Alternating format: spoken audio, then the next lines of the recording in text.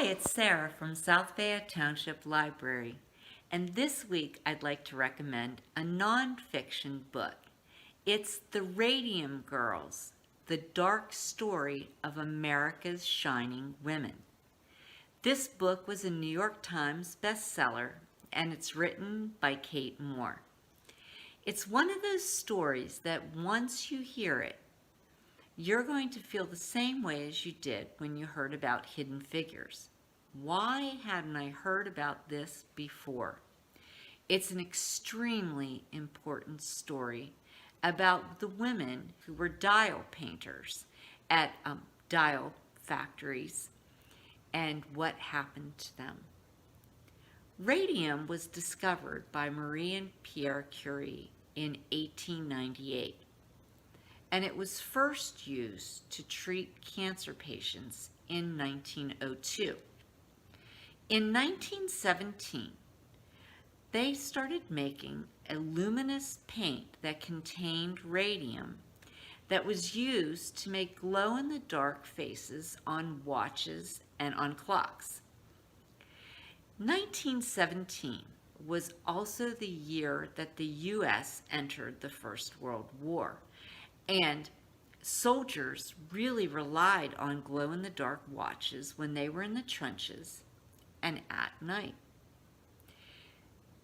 Radium was considered the most profound discovery in history at its time.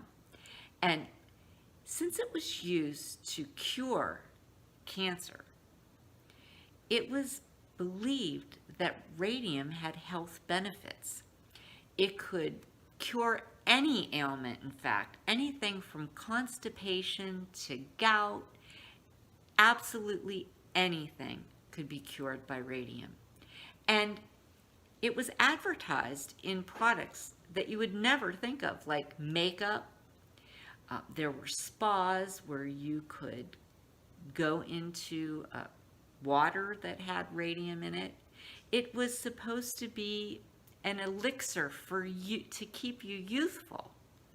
And fortunately, for many of these products, it was just false advertising. They didn't really contain radium because radium was really expensive. The radium dial factories employed hundreds of very young girls. Girls in their early 20s, in their teenage years, and when the radium dial factories became very busy during the war, it's recorded that some 13 and 14-year-old girls were dial painters. This job was really sought after for two main reasons. One, the dial painters were bringing home more money in most cases than their fathers were bringing home. So it paid very well. It was also really a source of pride that these girls were doing something to help the American troops in the war. And they would inscribe, painted by, very teeny tiny, a little message to the soldiers because it was a great source of pride.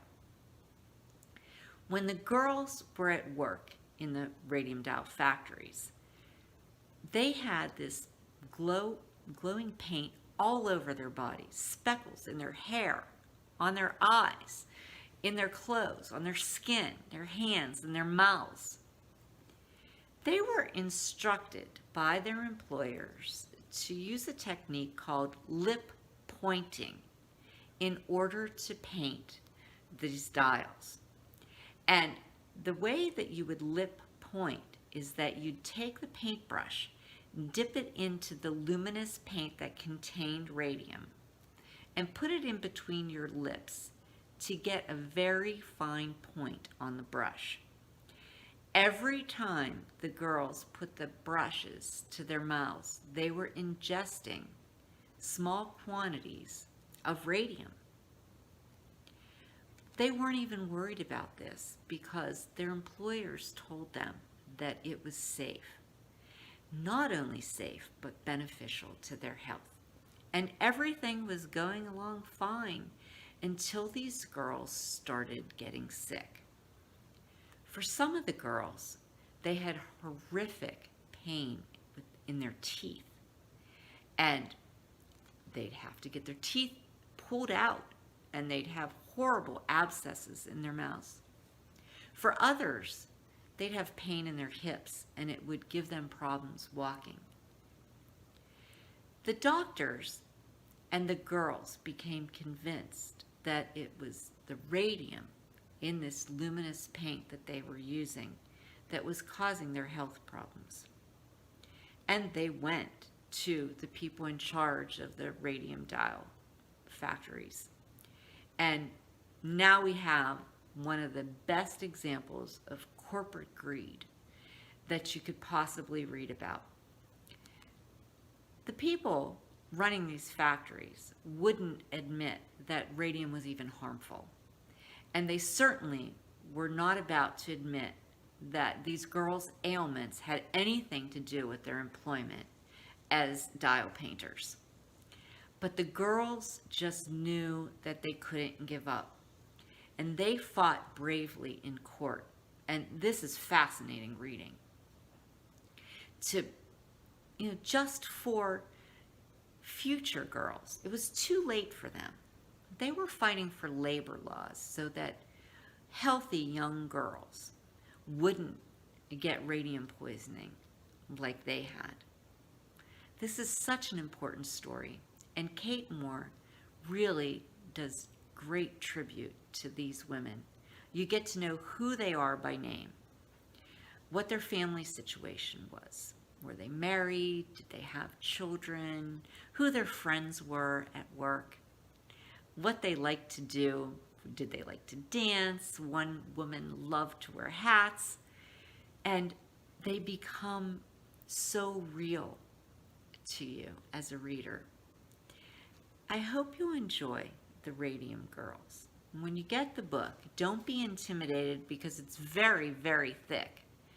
But a large portion at the back of the book are the author's notes because Kate Moore did such extensive research when she wrote The Radium Girls.